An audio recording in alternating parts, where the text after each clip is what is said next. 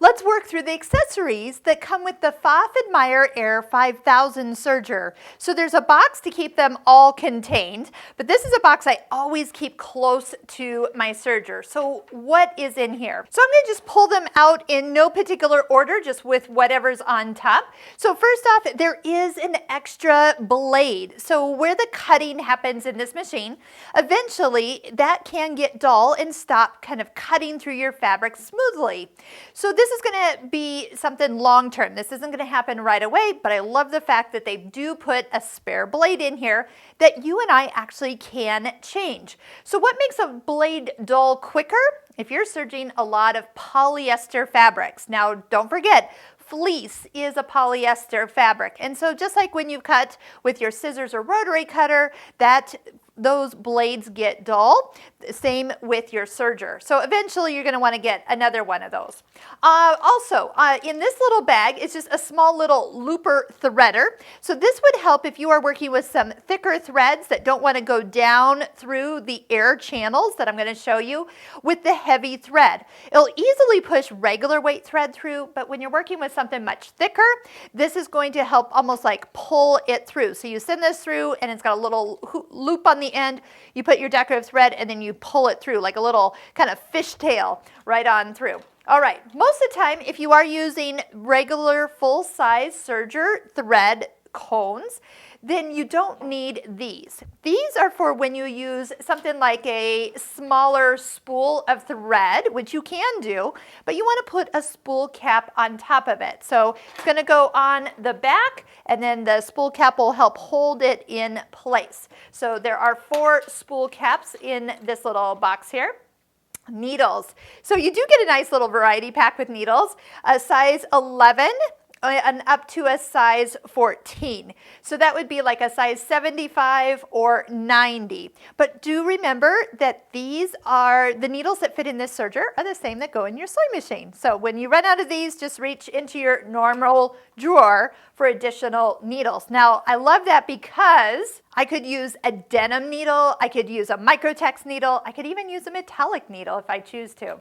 There are 2 screwdrivers in this box. A large one, which would be used to take off the throat plate here and clean out underneath it. Yes, you do need to clean this serger, especially after a lot of linty projects. And then the smaller screwdriver you'll see me use as I remove or change needles in the serger. Some thread nets. So if you ever have a spool of thread that just kind of wants to fall and puddle at the bottom, these can easily be slipped over the spool, the cone, and keep them kind of lightly contained. So again, I rarely need these, but you never know when you do. So I'm glad they put those in. There's actually 4 of those as well. Tweezers, your best friend. So I'm going to even pull those out right now and set them right beside my machine because I'm always reaching for those. There's that extra spool cap. Now this little funny tool is actually, again, something I'm going to put right next to my tweezers. So on one end, it is just the right size to drop a needle in. The flat side will stay to the back, and this will help lift the needle in and hold it up while you insert it, or it can also catch it. When you're loosening that screw, it will catch it as it drops down so it doesn't get down inside the serger. So that is what that is for, like a little needle insertion. And then the other end is just really a sharp, not sharp, it's just a little spike, but it is to assist for engaging and disengaging our 2-thread converter. So if you watch our videos where we talk about a 2-thread overlock or a 2-thread rolled hem, you will see me use it at that point. But for most of the time, I'm going to be using the other end, and again, just as important as my tweezers. The wrench is included for taking off a few nuts and bolts. For example, where that knife is that we said we had an extra one, this will be what you'll use to loosen it, and then of course make sure it gets tightened well. And a brush. So again, things get linty with the serger.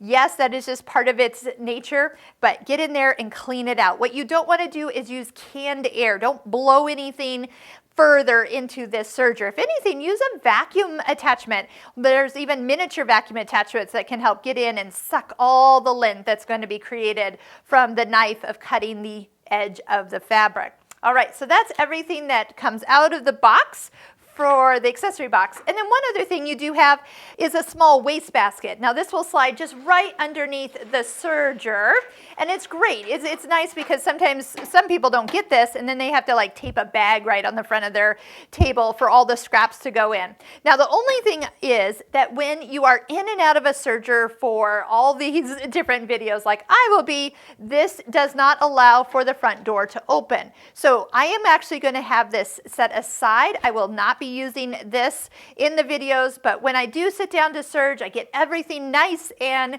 set up, and I've got a big project ahead of me. You bet. That's going right there, and it's going to catch all the little trimmings from the edge of my fabric. All right, let's get started. Let's get threaded. That's the fun part on this machine.